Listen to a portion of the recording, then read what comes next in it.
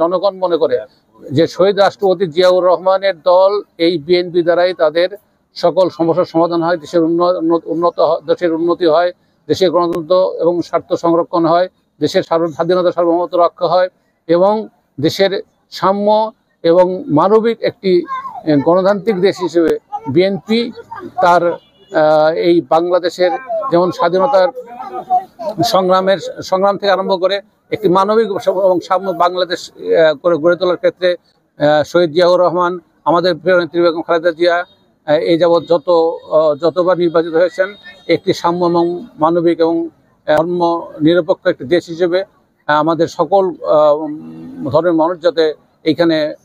নির্বিঘ্নে তাদের ধর্ম পালন করতে পারে সেই জিনিসটি আমাদের বিএনপি নিশ্চিত করেছে বারে। আজকে আমরা মনে করি যে মানুষ তাকিয়ে আছে নির্বাচনের দিকে,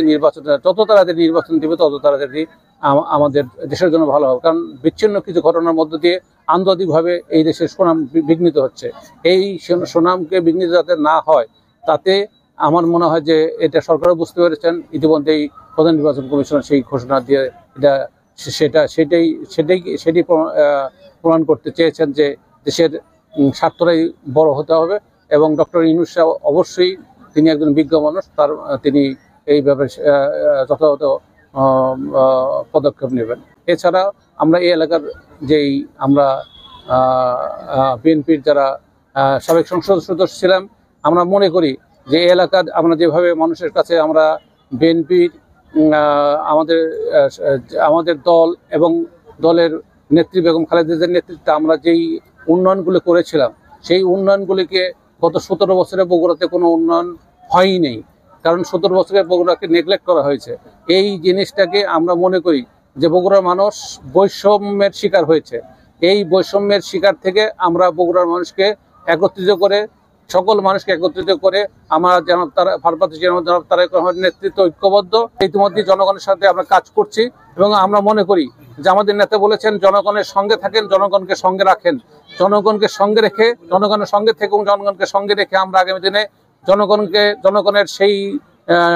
সেই মৌলিক সমস্যাগুলো আমরা সমাধান করতে চাই এবং জনগণের মৌলিক সমস্যা দিয়ে সমাধান করতে গেলে অবশ্যই জনগণকে সাথে করে নিয়ে আমাদের কাজ করতে হবে। আমাদের নেতাকর্মীরা আজকে প্রস্তুত সেই কাজগুলো করার ক্ষেত্রে। সেই আমাদের মধ্যে আমাদের নেতাকর্মীরা সবাই ঐক্যবদ্ধ। আমাদের নেতা তারেক রহমানের নেতৃত্বে আমরা মনে করি যে আমাদের নেতা তারেক রহমান সাহেব যে 31 দফা কর্মসূচি প্রণয়ন করেছেন রাষ্ট্র মেরামতের জন্য, রাষ্ট্র সংস্কারের জন্য, সেই রাষ্ট্র সংস্কারের 31 দফা যদি বাস্তবায়ন করতে পারা যায় তাহলে এই বাংলাদেশ নিরাপদ হবে, বাংলাদেশের গণতন্ত্র নিরাপদ হবে, বাংলাদেশের ভোটাধিকার নিশ্চিত হবে, বাংলাদেশের আগামী দিনের রাষ্ট্র বিনির্মাণে এই বাংলাদেশ পৃথিবীর সকল উন্নত রাষ্ট্রের একটি মডেল হিসেবে বাংলাদেশকে প্রস্তুত করা যাবে। এবং আমরা মনে করি যে একমাত্র 30 দফা বাস্তবায়নের মধ্য দিয়েই তারেক রহমান যেই বাংলাদেশকে গড়তে চান, সেই শহীদ জিয়ার কথা যেন মানুষ যেমন মনে করে, আমাদের প্রিয় নেত্রী বেগম খালেদা জিয়ার কথা যেমন মানুষ মনে করে, তেমনি তারেক রহমান আগামী দিনে বাংলাদেশের এই ভবিষ্যৎ নিয়ে বিনির্মাণে তিনি বাংলাদেশের মানুষের কাছে একটি ঐতিহাসিক এই 31 দফা বাস্তবায়নের মধ্য দিয়ে তিনি বাংলাদেশের মানুষের কাছে একটা সবচেয়ে জনপ্রিয় নেতা হিসেবে আবির্ভূত হবেন এবং তিনি এই বাংলাদেশকে একটি অনন্য উচ্চতায় তিনি এই বাংলাদেশকে নিয়ে যাবেন। আমরা মনে করি আজকে বাংলাদেশের মানুষ ঐক্যবদ্ধ তারেক রহমানের নেতৃত্বে। তারেক রহমানের যেই মেধা, যে প্রজ্ঞা এবং তিনি যেভাবে গত 17 বছরে যিনি যেভাবে এই দলকে পরিচালিত করেছেন, আজকে আমরা একটা সরকার পেয়েছি, যে সরকার ডক্টর ইউনূস সাহেবের নেতৃত্বে পরিচালিত হচ্ছে।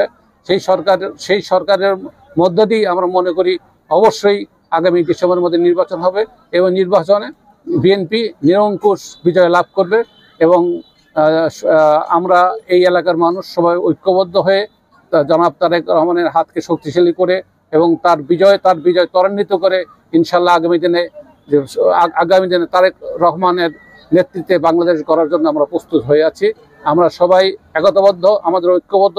আমাদের বগুড়ার মানুষ এই শহীদ জিয়ার জন্মভূমি, এই তারেক রহমানের জন্মভূমি আমরা মনে করি এটি একটি মডেল জেলা হিসেবে সারা বাংলাদেশের কাছে আমরা এটা প্রমাণ করতে চাই। আমরা মনে করি যে এই বগুড়ার মানুষ বিগত দিনের মতো আরো বেশিভাবে ঐক্যবদ্ধ হয়ে জনাব তারেক রহমানের নেতৃত্বে শহীদ জিয়ার জন্মভূমির এই বগুড়া আগামী দিনে বিএনপিকে বিজয়ী করে তারেক রহমানের হাতকে শক্তিশালী করে, এটি আমাদের প্রত্যাশা।